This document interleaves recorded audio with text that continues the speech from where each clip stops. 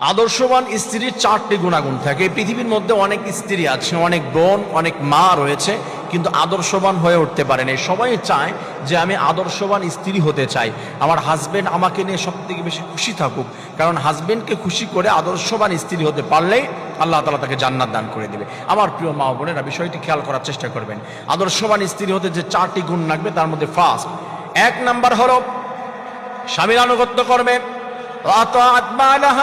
আল্লাহ তাআলা তার হাবিবের মাধ্যমে জানিয়ে দিচ্ছেন 1 নাম্বার আদর্শবান স্ত্রীর গুণ হলো স্বামীর আনুগত্য করবে। স্বামী যা বলবে তাই শুনবে, জিন্দেগির সমস্ত নির্দেশনাগুলো মেনে নিবে।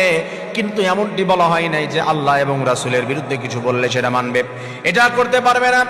তার যদি ব্যক্তির স্বাধীনতার বাহিরে চলে যায়, যে সে বিষয়ে তার পক্ষে মানা সম্ভব না, তার পরিবারের বিরুদ্ধে কিছু করতে বলছে, ইসলামের বিরুদ্ধে কিছু করতে বলছে, সেটা মানবে না। কিন্তু সাধারণভাবে যদি কোনো বিষয় নির্দেশনা দিয়ে দেয়, তাকে এইটা করো, এইটা বলো, এমন করো, এমন যদি বলে, ওই স্বামীর আনুগত্য যদি করতে পারে কোনো স্ত্রী, আল্লাহ তাআলা তাকে আদর্শবান স্ত্রী হিসেবে কবুল করে নেবেন। সুবহানাল্লাহ। 2 নাম্বার হচ্ছে হাজবেন্ডের যে সম্পদ রয়েছে তার এইগুলার হেফাজতকারী হয়ে যাবে, হাফেজা হয়ে যাবে। মানে তার যে ধন দৌলত রয়েছে, তার টাকা পয়সা রয়েছে, তার পরিবার, তার মা, তার সন্তান, যা কিছু হাজবেন্ডের ইজ্জত, হাজবেন্ডের দেওয়া গোপন কথা, এইগুলো একটা স্ত্রী যদি গোপন রাখতে পারে, এইগুলো সেভ করতে পারে, এটা হচ্ছে আদর্শবান স্ত্রী। একজন হাজবেন্ড সে অপরাধও যদি করে, স্ত্রী কোনো অবস্থাতে সেটা ফ্ল্যাশ করতে পারে না, সেটা মানুষের মধ্যে ছড়িয়ে দিতে পারে না। এই বিষয়গুলি খেয়াল রাখবে। হাজবেন্ড তার কাছে টাকা রেখে বাইরে গিয়েছে, সন্তানদেরকে রেখে গিয়েছে, এইগুলা সে দেখাশোনা করবে, তার মাকে রেখে গিয়েছে, দায়িত্ব পালন করবে। এইগুলা যদি করতে পারে, 2 নম্বরে আল্লাহ তাআলা ওই তাকে আদর্শবান স্ত্রী হিসেবে কবুল করে নেবেন। সুবহানাল্লাহ। 3 নম্বর হচ্ছে ওই মেয়েটি যে হচ্ছে আদর্শবান স্ত্রী হতে পারবে তার হাজবেন্ডের কাছে, সে হচ্ছে তার লজ্জা স্থানকে হেফাজত করবে।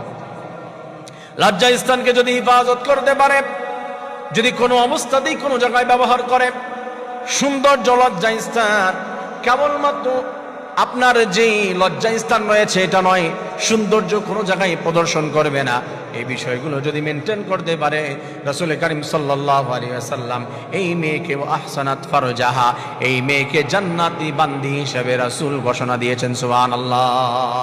4 নম্বর যে বিষয়টি ফলো করতে হবে সেটি হচ্ছে আদর্শবান স্ত্রী হওয়ার জন্য তার যে কাজটি করতে হবে ফাইনালি, সেটা হচ্ছে আল্লাহ এবং রাসূলের প্রত্যেকটি কথা তার মেনে নিতে হবে এবং হাজবেন্ডের মনে প্রশান্তি দেওয়ার মতো কার্যক্রম সবসময় করতে হবে। আল্লাহ এবং রাসূলকে যদি খুশি করতে পারে, রাসূলের নির্দেশনা যেমন করে রয়েছে, হাজবেন্ডের প্রতি আল্লাহ তাআলার নির্দেশনা, তার প্রত্যেকটি কথা যদি মেনে চলতে পারে, ওই স্ত্রীকে আল্লাহ এবং তার রাসূল ঘোষণা দিয়েছে আদর্শবান জান্নাতি স্ত্রী। এমন 4টি কোয়ালিটিফুল স্ত্রী যদি কারো ঘরের মধ্যে থাকে, শুধু সাধারণ স্ত্রী নয়, তার ঘরের ভিতরে আল্লাহ তাআলা 1 টুকরা জান্নাত যেন দান করে দিয়েছে। সুবহানাল্লাহ। আমার প্রিয় ভাই বোনেরা, এই বিষয়টি যদি আপনারা খেয়াল করতে পারবেন, স্পেশালি আমার মা বোনেরা যদি এই বিষয়গুলি আইডেন্টিফাই করতে পারে এবং এগুলি অ্যাপ্লাই করতে পারে তার লাইফের ভিতরে, এই গুণগুলো যদি সে অর্জন করতে পারে, আদর্শবান স্ত্রী সে হয়ে যাবে। রব্বুল আলামিন প্রত্যেককে এই গুণগুলো অর্জন করে আদর্শবান স্ত্রী হওয়ার তৌফিক দান করুন। আমিন।